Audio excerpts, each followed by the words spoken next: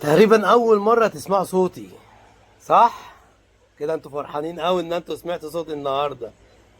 3 ولا 4 جايين في السكة. اسمعوا اسمعوا اسمعوا اسمعوا اسمعوا. انجوي.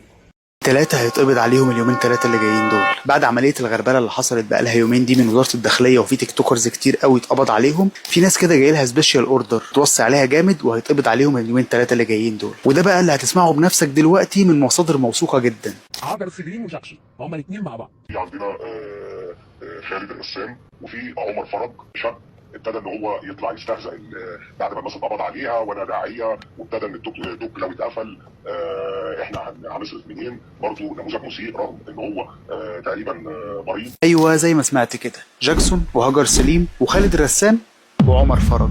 بجد والنبي يا ابو نواف. تقول لي بس دول 4، هقول لك لا، جاكسون ده كده كده عيل معلقه ملهوش لازمه يعني، فمش لازم نحسبه واحد. الفكره بقى ان ليه عمر فرج؟ انا اقول لك، عمر فرج طلع يسوق فيها اليومين اللي فاتوا دول، وقعد يتريق بعد ما ناس كتير اتقبض عليها، وسمى الاكونت بتاعه الداعيه عمر فرج. صرف النظر بقى عن عمر فرج، فالفتره اللي جايه هنشوف نظافه بنسبه 99.9 قضاء على الجراثيم.